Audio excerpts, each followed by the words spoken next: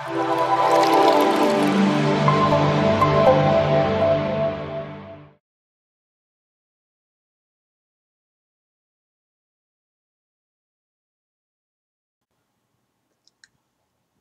आज़म और खुदावंद यीशु मसीह। Jesus and Alexander. जब सिकंदर आज़म और खुदावंद यीशु मसीह की ज़िंदगी का तकाबली जायज़ा यानी कंपैरेटिव एनालिसिस किया जाता है तो असराह तमस्कर मुल्हिदीन यानी एथियस्ट या मुखालिफिन मसीह अक्सर ये कहते दिखाई देते हैं कि सिकंदर आज़म और खुदावंद यीशु के दरमियान सबसे बड़ा फ़र्क ये है कि सिकंदर आज़म का तो दर हकीकत में एक वजूद था, लेकिन खुदावंद यीशु मसीह महज एक फ़र्ज़ी और दास्तानी किरदार है। तो सबसे पहले तो इसका जवाब देते चले जाएं। कहा जाता है कि सिकंदर की ज़िंदगी के बाद तकरीबन 100 साल तक उनके बारे में किसी ने कुछ तहरीर नहीं किया गया था, यानी कि कोई भी कलमी नुस्खे उनकी ज़िंदगी के बारे में 100 साल तक हासिल ना हो सके, और जो हासिल हुए भी, अगर उनकी तादाद को किताबों की शक्ल में डालकर ऊपर नीचे रखा जाए तो वो ज़मीन से सिर्फ 4 फुट की बुलंदी तक बनते हैं। लेकिन खुदावंद यीशु मसीह की ज़िंदगी के बारे में उनके शागिर्दों ने और जो उनके साथ थे, उन्होंने उनकी ज़िंदगी में ही उनके साथ रफ़ाकत की और उनके बारे में अपनी तहरीरों में ज़िक्र किया। इसमें जो शागिर्द थे, मत्ती और उनके साथ जो दूसरे लोग थे, यूहन्ना, पतरस और लूका, इनमें से गो के सब शागिर्द ना थे, लेकिन वो उसी दौर में ज़िंदा थे और उसी दौर से उनका ताल्लुक़ था। यूहन्ना का पहला ख़त, उसकी 1 से 3 आयत में कुछ यूँ लिखा है, हमने अपनी आँखों से देखा, बल्कि गौर से देखा, हाथों से छुआ, जो कुछ हमने देखा और सुना तुम्हें उसकी खबर देते हैं। तो यहाँ हम देखते हैं कि खुदावंद यीशु मसीह के हवारी शागिर्द जो उनके साथ थे, उन्होंने उनके बारे में लिखा और बाद में उनकी वही तहरीरें बाज़ की अनाजील मुक़द्दसा के तौर पर आज भी जानी जाती हैं। तो कहा जाता है कि अगर खुदावंद यीशु मसीह की ज़िंदगी के बारे में लिखे गए तमाम मवाद को ऊपर नीचे रखा जाए, तमाम मैन्युस्क्रिप्ट्स को, तो वो ज़मीन से तकरीबन 1 मील की बुलंदी तक आसमान की तरफ जाते हैं। अगर कंपेयर किया जाए तो अलेक्जेंडर के बारे में जो कलमी नुस्खे दस्तयाब हुए आगाज़ में, वो सिर्फ ज़मीन से अगर ऊपर की तरफ देखा जाए तो सिर्फ 4 फुट की बुलंदी तक ही जाते हैं। लेकिन ये एक गैर ज़रूरी बहस है कि सिकंदर एक हकीकी वजूद रखते थे और खुदावंद यीशु मसीह एक महज दास्तानी किरदार हैं, क्योंकि तारीख़ गवाह है और बड़े मज़ाहब भी इस चीज़ के गवाह हैं कि खुदावंद यीशु मसीह दर हकीकत इस दुनिया में तशरीफ़ लाए और उनकी ज़िंदगी का हमें तमाम अहवाल अनाजील मुक़द्दसा में मिलता है और इसके अलावा हिस्टोरिकल एविडेंस भी बहुत ज़्यादा मौजूद है। तो आइए हम दोनों किरदारों को कंपेयर करते हुए सबसे पहले दोनों की पैदाइश के हवाले से कुछ देखते हैं। सबसे पहले तो ये है कि दोनों की पैदाइश जो है उसके साथ नबूवती पेशन गोइयाँ वाबस्ता हैं। बाइबल मुक़द्दस में खुदावंद यीशु मसीह के हवाले से तो हम सब जानते हैं, हमारा ईमान है, हमारा अकीदा है कि पुराने अहदनामे में तकरीबन 50 से ज़ायद ठोस पेशन गोइयाँ हैं जो खुदावंद यीशु मसीह की ज़ात मुबारका पर पूरी उतरती हैं। लेकिन दिलचस्पी की बात यह भी है कि सिकंदर आज़म के हवाले से में बाइबल में पेशन गोइयाँ मौजूद हैं और ख़ास तौर पे 2 किताबों का ज़िक्र मैं ज़रूरी समझता हूँ, दानियल का सहीफ़ा और ज़करिया का सहीफ़ा। इसके अलावा हिजकिय्येल के सहीफ़े में भी हमें सिकंदर आज़म के हवाले से कुछ मालूमात या इशारे लाज़िमन मिलते हैं। लेकिन इससे पहले कि हम आगे जाएँ, मैं आप सबको याद दिलाना चाहता हूँ कि इंजीली मीडिया की कोशिश होती है कि आपके खिदमत में बड़े अहम और तालीमी मालूमाती प्रोग्राम पेश किए जाएँ जो आम तौर पे दूसरे चैनल्स पे आपको मुयस्सर नहीं होंगे। हमारा मकसद है कि अपनी मसीही कौम की इल्मी और तालीमी खिदमत की जाए और इसके वसीले से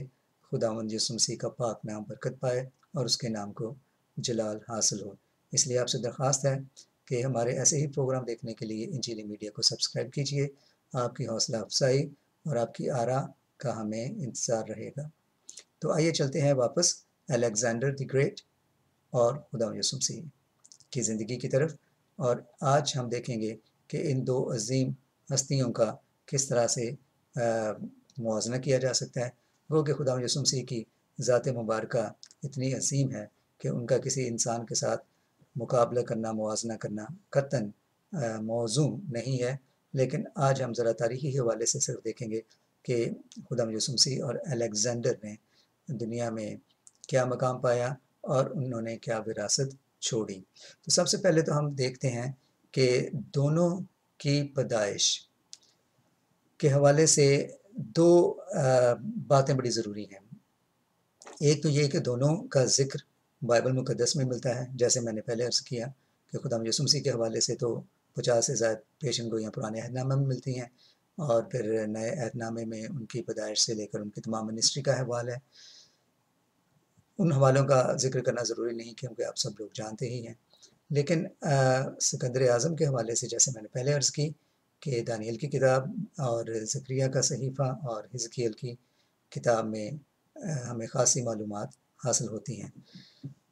لیکن اس سے پہلے کہ ہم آگے بڑھیں، ایک بڑی ضروری چیز ہے جو میں آپ کے ساتھ شیئر کرنا چاہتا ہوں کہ عام طور پر سکندر اعظم کے بارے میں کہا جاتا ہے کہ سکندر اعظم یونانی یا سکندر یونانی، لیکن یہ ایک غلط تاثر ہے کیونکہ سکندر کا تعلق یونان سے نہیں بلکہ مقدونیہ یعنی میسیڈون سے تھا، اور اس لیے اسے سکندر یونانی کہنے کی بجائے سکندر مقدونیائی یا مقدونیہ کا سکندر یا میسیڈونین کہنا زیادہ مناسب ہوگا۔ کیونکہ ہوا یہ تھا کہ ابھی سکندر اور اس کے باپ فلپ نے یونان فتح نہیں کیا تھا۔ یہ واقعہ بعد میں ہوتا ہے کہ مقدونیہ یونان کو فتح کرتا ہے، اور وہ کسی نہ کسی وجہ سے سکندر کا نام یونان کے ساتھ منسوب کر دیا گیا، اور آج تک اسے سکندر یونانی ہی کہا جاتا ہے۔ سکندر اور خداوند یسوع مسیح دونوں کے حوالے سے جیسے کہ ہم جانتے ہیں خداوند یسوع مسیح کی ذات اقدس کے حوالے سے کہ ان کی پیدائش یا ان کی جو شخصیت تھی اس کے حوالے سے ہم یہ جانتے ہیں کہ ایک طرف تو ان کے زمینی دنیاوی ماں باپ تھے، یعنی کہ بایولوجیکل پیرنٹیج، اور ایک ہے ڈیوائن پیرنٹیج۔ ہمارا ایمان ہے، ہمارا عقیدہ ہے کہ خداوند یسوع مسیح مریم مقدسہ کے بطن سے پیدا ہوئے تو وہ ان کی زمینی دنیاوی ماں ٹھہری، لیکن یوسف اگرچہ کسی حد تک کسی سینس میں ہم کہہ سکتے ہیں کہ ان کے باپ تھے، لیکن بایولوجیکل فادر نہیں تھے، کیونکہ خداوند یسوع مسیح کے باپ جیسے کہ ہمارا عقیدہ ہے، ایمان ہے کہ وہ خدا کے بیٹے ہیں، اور ماں مریم مقدسہ ان کا وسیلہ بنی بایولوجیکل مدر ہونے کے لیے۔ لیکن یہی صورتحال، کچھ ایسی ہی صورتحال سکندر اعظم سے بھی منسوب ہے۔ سکندر اعظم کے بارے میں کہا جاتا ہے کہ جیسے کہ ہم جانتے ہیں کہ سکندر اعظم کا باپ فلپ تھا اور وہ ایک بادشاہ تھے، لیکن ان کی ماں کے حوالے سے ایک بڑی دلچسپ بات کہی جاتی ہے، اور سکندر کے باپ کے حوالے سے بھی اس کو ہم منسوب کر سکتے ہیں کہ سکندر کے ڈوئل پیرنٹیج تھے، یعنی کہ ایک تو زمینی اور ایک آسمانی تو نہیں کہہ سکتے، ہم یوں کہہ سکتے ہیں کہ دیو مالائی یا میتھولوجیکل ان کے پیرنٹیج بھی تھے۔ تو جبکہ دنیاوی پیرنٹ سکندر اعظم کے فلپ باپ تھا، اور ان کی ماں ہیرا اولمپیس بھی ایک بادشاہ کی بیٹی تھی، لیکن ان کے بارے میں یہ کہا جاتا ہے کہ سکندر اعظم کے میتھولوجیکل یعنی کہ دیو مالائی داستانوں میں جو قصے کہانیاں ہیں دیوی دیوتاؤں کی، ان کے حوالے سے کہا جاتا ہے کہ سکندر اعظم دراصل دیوی دیوتاؤں کی سنتان تھے۔ ان کا باپ فلپ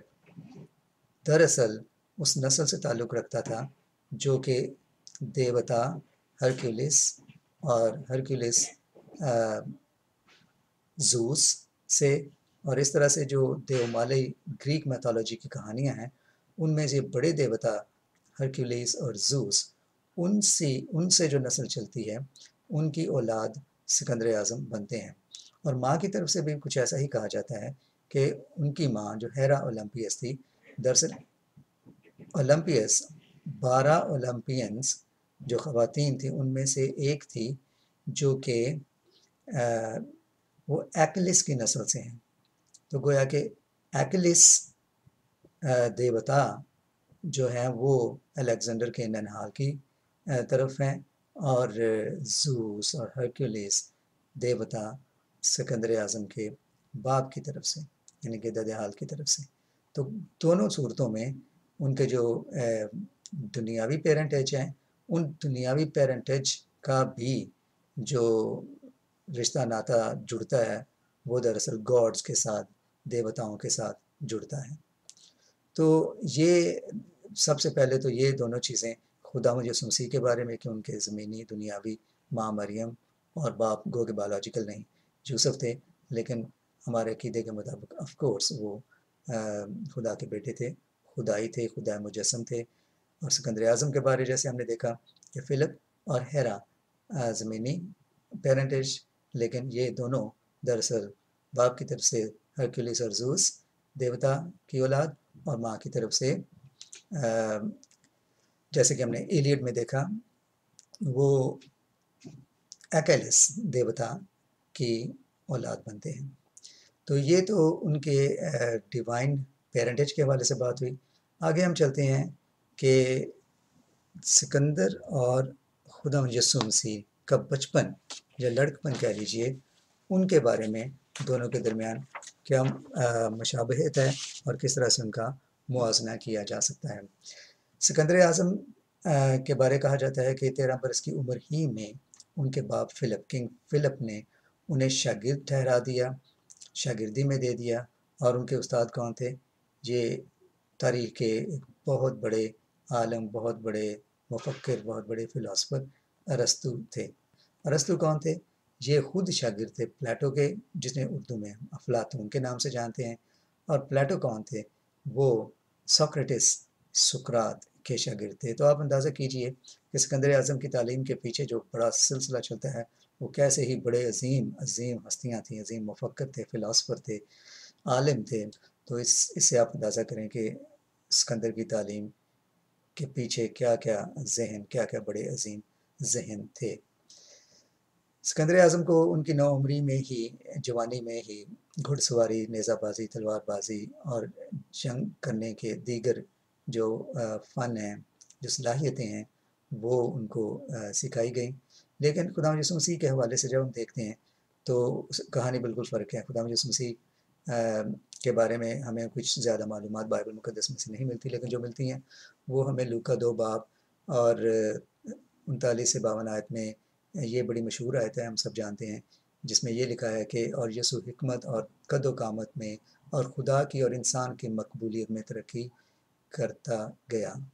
تو یہی ہمارے پاس انفارمیشن ہے کہ خدا یسوع مسیح کی نوعمری یا جوانی کیسے بیتی. لیکن یہاں ایک بات بڑی ضروری ہے کہ جہاں سکندر اعظم نے تعلیم پائی بڑے بڑے استادوں سے، خدا یسوع مسیح اپنی نوعمری میں ہی، جیسے کہ ہم جانتے ہیں کہ جب ان کی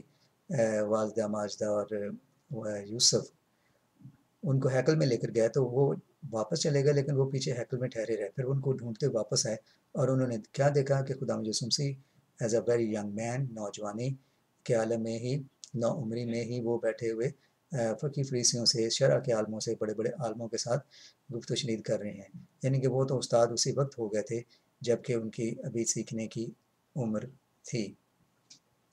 اس کے بعد ہم چلتے ہیں سکندر اعظم کی زندگی اور خدا یسوع مسیح کی زندگی کے حوالے سے ایک اور جو اہم پڑاؤ ہوتا ہے وہ ہے شادی. سکندر اعظم کی شادی رخسانہ نامی خاتون سے ہوئی، اور رخسانہ فارس یعنی موجودہ ایران اور افغانستان جو سلطنت تھی اس سے اس کا تعلق تھا. اور جو افغانستان جسے آج ہم جانتے ہیں اس کا اس وقت قدیم نام تھا بیکٹریا، اور کہا جاتا ہے کہ رخسانہ کا تعلق دراصل بیکٹریا سے تھا جو کہ موجودہ افغانستان ہے. لیکن اس وقت یہ سلطنت افغانستان تھا، ایران، اور اس سے بھی زیادہ تھی کیونکہ سکندر اعظم تو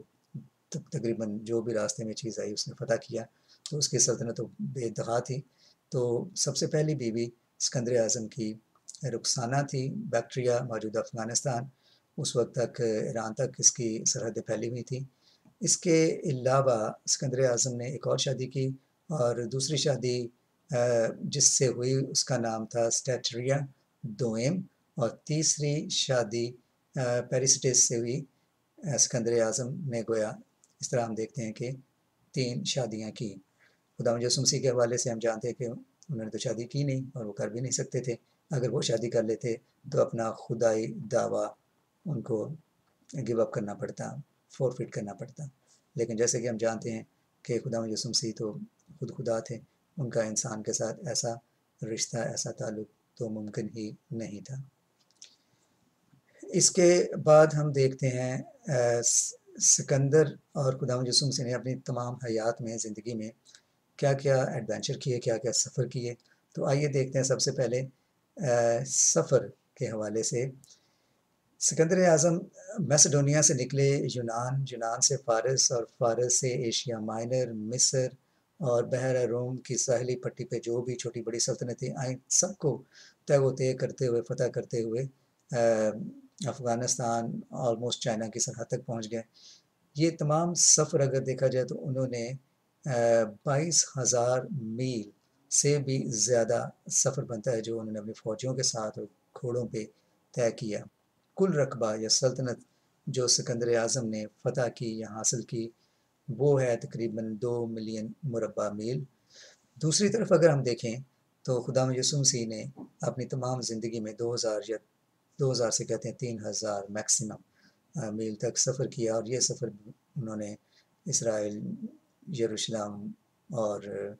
فلسطین کے درمیان جو ان کا سفر تھا وہ تھا اپنے شاگردوں کے ساتھ۔ اس سے زیادہ انہوں نے سفر نہیں کیا۔ اپنے بچپن میں آف کورس ہم جانتے ہیں کہ وہ مصر گئے ماں مریم کے ساتھ، اور وہ بھی ان کے سفروں میں ہم شامل کر سکتے ہیں۔ اس کے بعد ہم دیکھتے ہیں کہ سکندر اور خداوند یسوع مسیح کی فوج، دونوں کی فوج کتنی بڑی تھی۔ سب سے پہلے تو دیکھیے سکندر کی فوج۔ سکندر کی فوج کے بارے کہا جاتا ہے کہ سکندر کی فوج تقریباً 30,000 سے لے کر 50,000 فوجیوں پر مشتمل تھی، یعنی کہ جب وہ ایک دفعہ کسی ملک پر یا کسی سلطنت پر حملہ آور ہوتے تو ان کی فوج میں تقریباً 30 سے 50,000 فوجی لڑاکا سپاہی ہوتے، تقریباً 7,000 گھوڑے ان کے ساتھ ہوتے، اور بڑا لشکر ان کے ساتھ ہوتا۔ بلکہ کہا جاتا ہے کہ جب انہوں نے ہندوستان پر حملہ کیا تو ان کے انٹراج، ان کے ساتھ تقریباً 1,00,000 سے بھی زائد لوگ تھے۔ گو کہ ان میں تمام فوجی نہیں تھے، لیکن کہا جاتا ہے کہ تقریباً 1,00,000 لوگوں نے ان کے ساتھ سفر کیا جب وہ ہندوستان پر حملہ آور ہوئے۔ دوسری طرف اگر ہم دیکھیں تو خداوند یسوع مسیح کے کتنے فوجی تھے؟ ان کی فوج دنیا کی سب سے چھوٹی فوج تھی۔ ان کی فوج میں تقریباً 12 لوگ ہی شامل تھے، یعنی کہ ان کے 12 شاگرد، جن میں سے ایک یہودا اسکریوتی نے خودکشی کی اور وہ ان سے وہ بیچ میں سے نکل گئے، اور پھر ان کی جگہ پہ متیاس کو لیا گیا ان کی جگہ پور کرنے کے لیے۔ تو گویا کہ دنیا کی سب سے چھوٹی فوج خداوند یسوع مسیح کی فوج تھی جس نے دنیا کو فتح کیا، اور وہ 12 افراد پر مشتمل تھی۔ ان 12 فوجیوں نے دنیا کیسے فتح کی اور ان کے ساتھ کیا ہوا، چلیں اس پہ بھی نظر مار لیتے ہیں۔ متی کے بارے میں کہا جاتا ہے کہ متی رسول فارس تک پہنچے، یعنی کہ ایران، اور ایتھوپیا بھی گئے، لیکن وہاں ان کو خنجر کے وار پہ شہید کیا گیا۔ برتلمائی کے بارے میں کہا جاتا ہے کہ وہ آرمینیا اور سربیا پہنچے، وہاں شہادت پائی۔ جیمز یعنی کہ یعقوب پر تشدد کیا گیا اور وہ شہید ہوئے شام میں، اور سائمن شمعون فارس یعنی کہ موجودہ ایران گئے اور وہاں شہادت پائی، اور توما رسول کے بارے جیسے ہم جانتے ہیں کہ وہ انڈیا گئے، ہندوستان گئے، اور وہاں ان کو نیزے کے وار سے شہید کیا گیا۔ اس کے علاوہ ہم دیکھتے ہیں کہ متیاس جنہیں یہودا اسکریوتی کی جگہ پہ لیا گیا تھا، وہ شام میں جھیل کی منادی کرنے گئے اور وہاں انہوں نے شہادت پائی۔ پطرس رسول کے بارے جیسے ہم جانتے ہیں کہ روم میں نیرو کے ہاتھوں وہ ان کو مسلوب کیا گیا، اور ان کے ساتھ پولس رسول کو بھی وہاں ان کا سر قلم کیا گیا۔ لیکن یہ تمام 12 کے 12 شاگرد آخر کس وجہ سے اپنی جان ہتھیلی پہ ڈال کر اور اپنی جانوں کا نذرانہ دیا؟ اس لیے کیونکہ ان کو حکم یہ دیا گیا تھا کہ پس جا کر سب قوموں کو شاگرد بناؤ اور ان کو باپ بیٹے اور پاک روح کے نام سے بپتسمہ دو، اور دیکھو میں زمانے کے آخر تک، دنیا کے آخر تک تمہارے ساتھ ہوں۔ ہم یہ عہد، یہ وعدہ اور یہ کمانڈ یا کمیشن، جسے گریٹ کمیشن کہا جاتا ہے، متی کی انجیل 28 باب اور 19 اور 20 آیات میں دیکھتے ہیں۔ سکندر اعظم نے جو وراثت قائم کی، اپنا جو ورثہ چھوڑا، اس میں 70 شہر ایسے ہیں جو سکندر اعظم کے نام سے منسوب ہوئے، اور ایک نام تو الیگزینڈریا، سب سے بڑا میٹروپولیٹن جو انہوں نے قائم کیا۔ اس کے علاوہ 4 نئے بڑے شہر، 4 نئے میٹروپولیٹن انہوں نے ان کی بنیاد رکھی، اور یہ سلطنت کا آغاز دراصل 1100 BC قبل از مسیح مقدونیہ سے جو شروع ہوا، ڈورین کی سلطنت سے، وہ 146 BC تک جاری رہا فتوحات کا اور ایکسپینشن کا سلسلہ۔ 146 BC میں ہم جانتے ہیں کہ رومی سلطنت نے آخرکار یونانی سلطنت کا تختہ الٹ دیا، اور اس کے بعد آہستہ آہستہ یونانی سلطنت جو ہے وہ ختم ہو گئی۔ لیکن یونانی سلطنت، اس کا جو بام عروج تھا وہ 776 سے لے کر تقریباً 146 جب وہ ختم ہوتی ہے، وہاں تک وہ عروج پر، اپنے انتہائی عروج پر رہی۔ تاریخ کے حوالے سے اگر دیکھا جائے تو یہ کوئی بہت بڑا دورانیہ نہیں، کیونکہ تاریخی اعتبار سے جو سلطنتیں آئیں اور گئیں، انہوں نے بڑی بڑی دیر تک حکومتیں کیں، لیکن سکندر کی موت کے بعد ان کی حکومت بکھر گئی، اور زیادہ سے زیادہ یونانی جو اثر و رسوخ تاریخ پر رہا وہ 630 سال کا ہے۔ حقیقت میں دیکھا جائے تو صرف 300 سال کا بنتا ہے، کیونکہ جب سکندر اعظم کی ڈیتھ ہوتی ہے تو اس کے بعد جو حقیقی گورنمنٹ تھی، یا جو عروج تھا، یا جو مضبوطی تھی حکومت کی، یونانی حکومت کی، وہ صرف 300 سال تک ہی قائم رہ سکی۔ اس کے بعد تمام سلطنت جو اس کے حصے بکھرے ہونا شروع ہو گئے۔ تو گویا کہ جو یونان ہے، اس کی جو سپر پاور کی حیثیت ہے، وہ زیادہ سے زیادہ 300 سال تک ہی قائم رہ سکی۔ تو یوں ہم دیکھتے ہیں کہ دانیل نبی کے صحیفہ کے 11 باب کی جو 11 باب میں جو لکھا گیا ہے کہ سکندر اعظم کے حوالے سے جو نبوت کی گئی ہے کہ اس کی سلطنت جو ہے، اس کا دورانیہ کوئی بہت زیادہ نہیں ہوگا، اور یہ بھی کہ اس کا کوئی تخت نشین اس کے اپنے فیملی میں سے، اس کے اولاد میں سے نہیں ہوگا۔ اور ہم جانتے ہیں کہ سکندر اعظم کی حکومت جو ہے،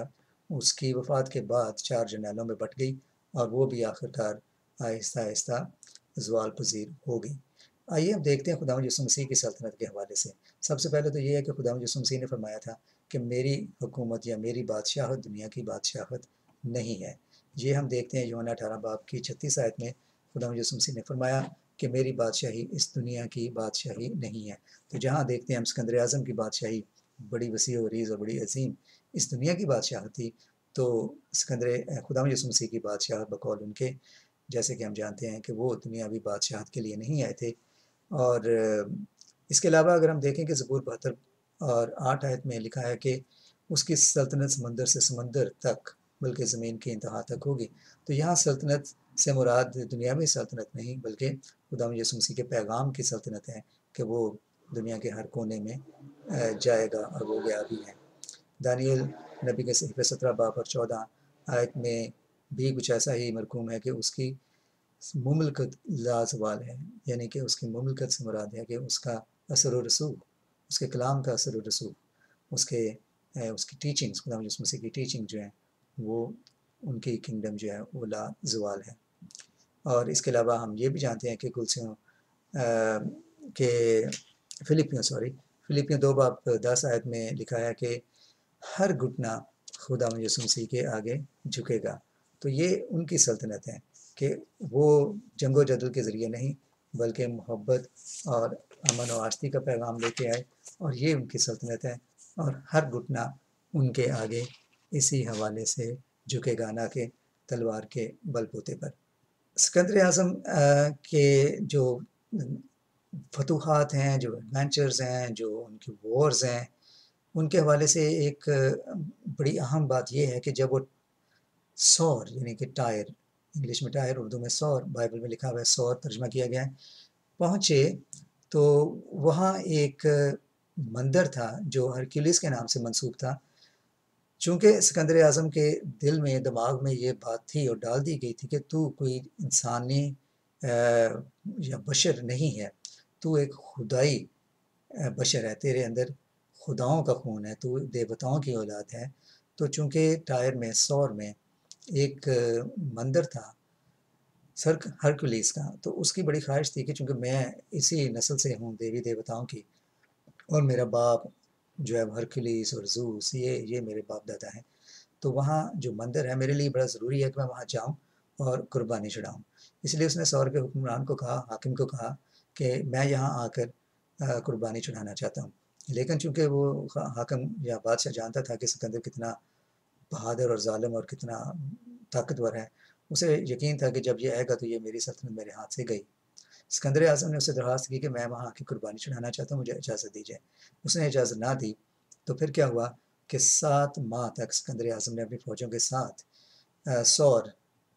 کا دانہ پانی بند کر دیا اور ان کو محاصرے میں لے لیا، سیج جسے کہتے ہیں، 7 ماہ تک سیج وہاں رہا۔ 70,000 عورتیں اور بچوں کو سور کے حکمران نے حکم دیا کہ وہ وہاں سے چلے جائیں، کیونکہ اسے نظر آ رہا تھا کہ آگے جو حالات ہونے والے ہیں وہ نہایت ہی خوفناک اور خطرناک ہیں، کیونکہ اسے معلوم تھا کہ سکندر اعظم چڑھائی کرے گا اور نیست و نابود کر کے رکھ دے گا۔ 70,000 خواتین اور بچے وہاں سے نکل گئے اور 40,000 مرد، جنگجو مرد پیچھے رہ گئے۔ 7 ماہ کے محاصرے کے بعد سکندر اعظم بالآخر سور کے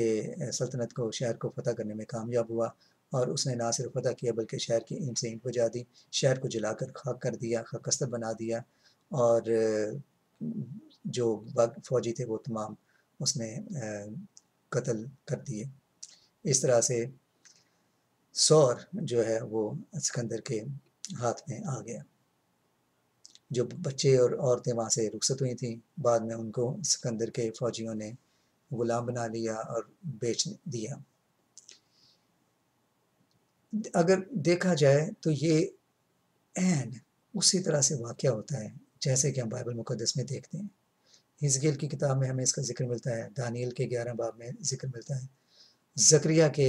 صحیفے میں ہمیں ان باتوں کا ذکر ملتا ہے کہ کس طرح سے سکندر اعظم آئے گا اور شہر کو پلٹ کر رکھ دے گا، تباہ و برباد کر کے رکھ دے گا اور فتح یاب ہوگا۔ لیکن دیکھیے، اگر سکندر اعظم یہاں فتح یاب نہ ہوتا یا کہیں بھی کوئی بھی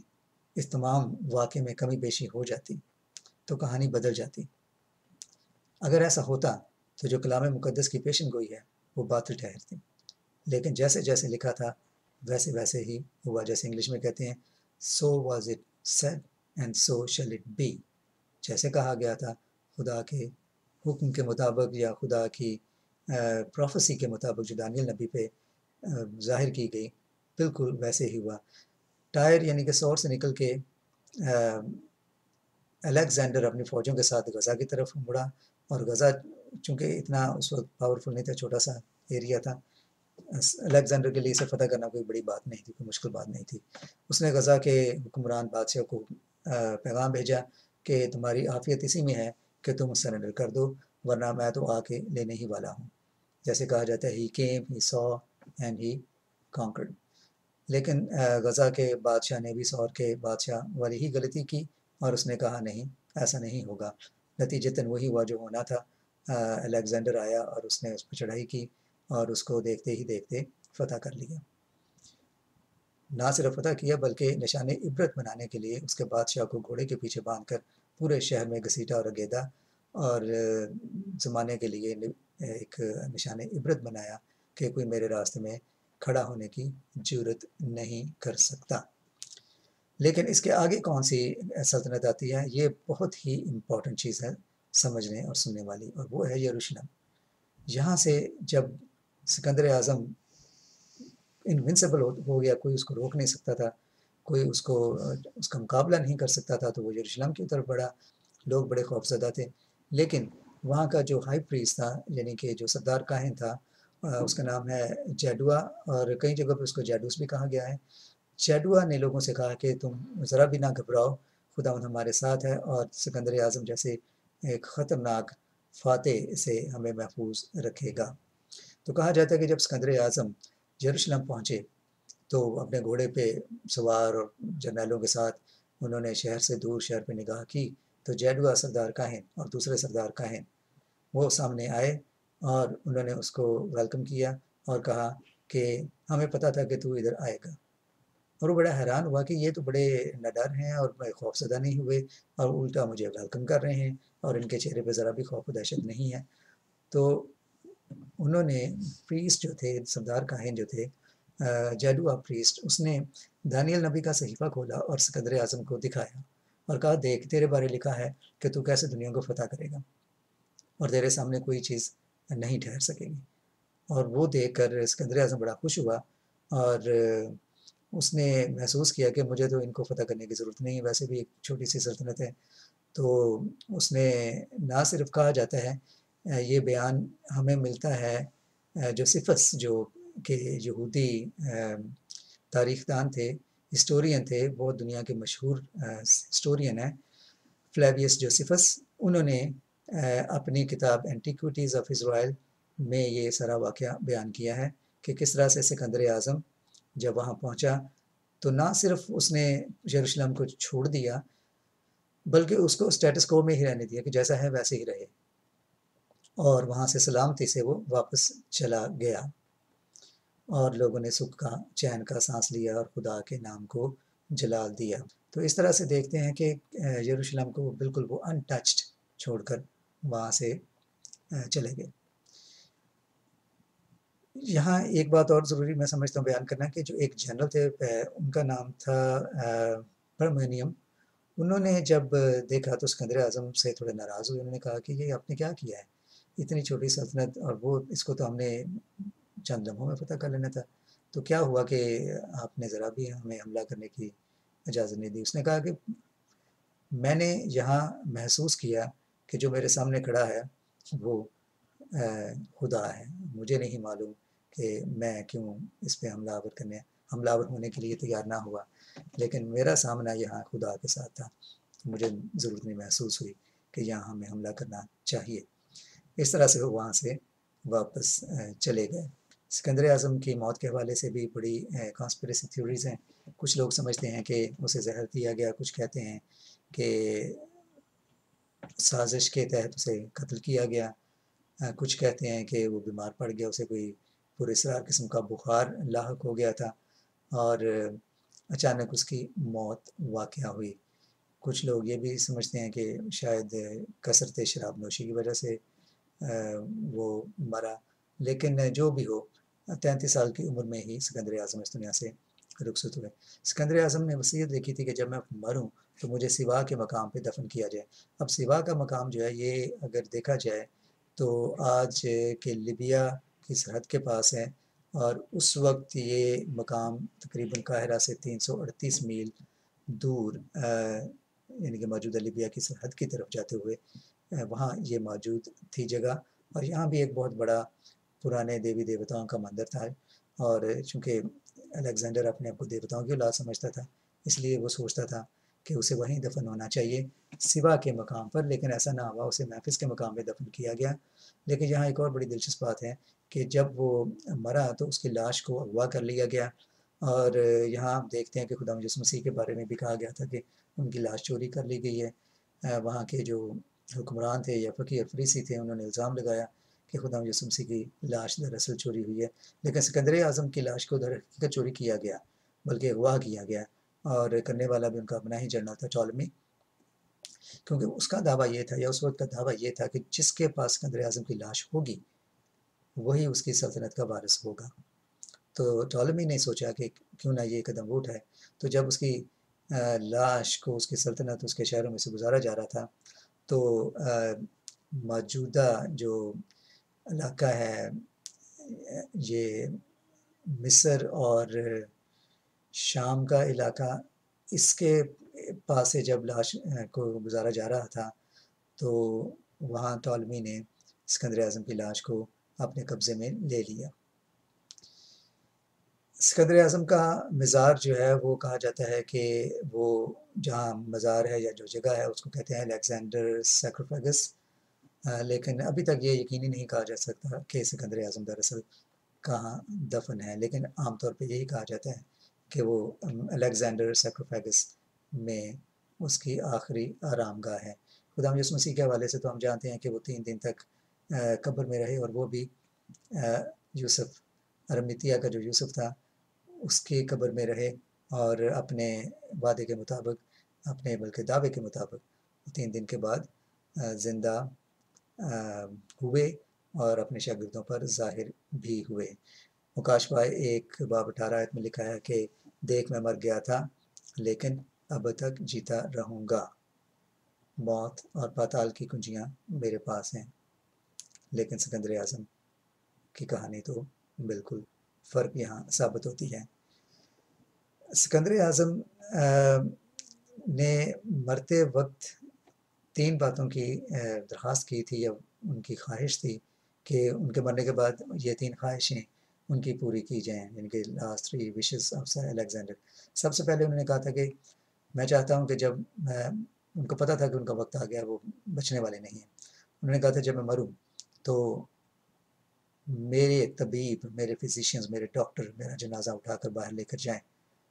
میرے ڈاکٹر میرا جنازہ اٹھا کر جائیں۔ دوسری بات انہوں نے کہی تھی کہ میرے راستے میں، جہاں میری لاش، میرا جنازہ گزرے، وہاں راستے میں ہیرے، چاندی، جواہرات، موتی بکھیرے جائیں۔ تیسری خواہش انہوں نے کی تھی کہ جب میرا جنازہ نکلے تو میرے ہاتھ میرے کفن سے باہر رکھے جائیں، خالی ہاتھ، تاکہ دنیا دیکھے کہ یہ سکندر ہے جس نے پوری دنیا فتح کی لیکن خالی ہاتھ جا رہا ہے۔ اب پہلی خواہش کی طرف دیکھتے ہیں کہ جنازہ ڈاکٹر کیوں اٹھائے۔ اس لیے کیونکہ انہوں نے واضح کیا کہ میں یہ دنیا پہ ظاہر کرنا چاہتا ہوں، دنیا کو یہ بتانا چاہتا ہوں کہ جب موت آتی ہے تو کوئی ڈاکٹر، کوئی فزیشین، کوئی حکیم، کوئی طبیب اس کا علاج نہیں کر سکتا۔ موت کے سامنے سکندر اعظم اور اس کے طبیب بھی بے بس ہیں۔ دوسری خواہش جو انہوں نے کی کہ میرے راستے میں، میرے جنازے کے راستے میں ہیرے جواہرات، ہیرے موتی وغیرہ بکھیرے جائیں، اس لیے تاکہ دنیا دیکھے کہ جب موت آتی ہے تو کوئی چاندی، سونا، ہیرے، موتی کام نہیں آ سکتے کہ انسان اپنی زندگی بچا سکے۔ اور تیسری خواہش، جیسے میں نے عرض کیا، خالی ہاتھ، کہ سکندر اعظم جیسا عظیم جرنیل، فاتح عالم بھی اس دنیا سے خالی ہاتھ ہی جا رہا ہے۔ یہ چند ہم چیزیں دیکھتے ہیں جو سکندر اور خداوند یسوع مسیح کی ذات کے حوالے سے ہیں، لیکن خداوند یسوع مسیح کی سلطنت اس دنیا کی سلطنت نہ تھی۔ سکندر اعظم نے اس دنیا کی سلطنت حاصل کرنے کی کوشش کی۔ سکندر اعظم جب اس دنیا سے گئے تو ان کے بعد ان کی بیوی اور ان کا ابھی جو اس بیوی میں سے ابھی ان کا ایک بچہ پیدا ہونے والا تھا، اس کو بھی قتل کر دیا گیا، اور ان کے دیگر اولاد جو تھی اس کو بھی قتل کر دیا گیا، تاکہ اس چیز کو یقینی بنایا جائے کہ کوئی بھی سکندر اعظم کی نسل میں سے ان کے تخت پہ نہ بیٹھ سکے، بلکہ جو ان کے جرنیل تھے، 4 جرنیلوں میں ان کی بادشاہی بڑھ گئی۔ اور بائبل مقدس میں شاہ جنوب کا ذکر دانیل کی کتاب میں بھی، اور زکریا کے صحیفے میں بھی۔ زکریا 9 باب بڑا دلچسپ باب ہے۔ اگر آپ دیکھیں زکریا 9 باب کی پہلی چند آیات سکندر اعظم کے بارے بات کرتی ہیں، اور تقریباً 8ویں آیت سے آگے چند آیات، اگر 5-6 آیتیں اور دیکھیں تو خدا یسوع مسیح کے حوالے سے بات کرتی ہیں۔ اب جہاں تک آخری خواہش اور وصیت کا تعلق ہے، تو جہاں سکندر اعظم کی وصیت تھی کہ اسے سوا کے مقام پہ دفن کیا جائے، اور 3 خواہشیں جو ان کی ابھی میں نے بیان کی ہیں، خدا یسوع مسیح کی آخری خواہش کیا تھی؟ اگر آپ دیکھنا چاہتے ہیں تو قلت وقت کی وجہ سے میں تو پورا باب نہیں پڑھ سکتا، لیکن میں آپ سے درخواست کرتا ہوں کہ اگر آپ دیکھنا چاہتے ہیں کہ خدا یسوع مسیح کی آخری اس دنیا میں کیا خواہش تھی، تو آپ یوحنا 17 باب ضرور پڑھیں۔ وہ پورا کا پورا باب خدا یسوع مسیح کی آخری خواہش جو ان کی دنیاوی زندگی میں تھی یہاں وہ بیان ہے، اور بہت ہی خوبصورت باب ہے کہ خدا یسوع مسیح نے آخر میں ان کی کیا خواہش تھی۔ یہ ضرور آپ پڑھیے یوحنا 17 باب میں۔ اور جیسے کہ ہم جانتے ہیں کہ خدا یسوع مسیح کی ایک خواہش جو ہم سب آیت کو بڑے اچھی طرح جانتے ہیں، اور وہ یہ تھی جو کہ ہمیں ملتی ہے یوحنا 14 باب میں، پہلی 3 آیات جہاں وہ فرماتے ہیں کہ تمہارا دل نہ گھبرائے، تم خدا پر ایمان رکھتے ہو، مجھ پر بھی ایمان رکھو۔ اور آگے جا کے کیا کہتے ہیں کہ جہاں میں ہوں تم بھی ہو۔ خدا یسوع مسیح کی آخری خواہش، اور ابھی بھی ان کی یہی خواہش ہے کہ جہاں وہ ہیں ہم بھی وہاں ہوں۔ سکندر اعظم نے اپنی زندگی میں تقریباً تمام دنیا فتح کی اور اپنی موت میں سب کچھ ہار دیا، سب کچھ گنوا دیا۔ خدا یسوع مسیح نے بھی 33 سال کی عمر میں ہی صلیب پہ جان دے کے موت پائی، لیکن اپنی موت میں پوری دنیا کو فتح کر لیا۔ خدا یسوع مسیح اور سکندر اعظم کی زندگی کا موازنہ کسی طرح سے بھی کوئی جائز موازنہ نہیں ہے، لیکن مقصد صرف یہ ہے کہ ایک فاتح نے سب کچھ فتح کیا، پوری دنیا فتح کی، اور آخر میں سب کچھ کھو دیا۔ خدا یسوع مسیح نے پوری دنیا فتح کی اپنی موت میں، اور آسمان پر چلے گئے، اور آج بھی زندہ ہیں، اور ان کی خواہش ہے کہ ہم بھی ان کے ساتھ آسمانی بادشاہی میں ہوں، کیونکہ انہوں نے فرمایا جہاں میں ہوں تم بھی ہو۔ خدا یسوع مسیح آپ سب کو برکت دیں۔ God bless you all. Thank you for watching Injili Media. Blessings.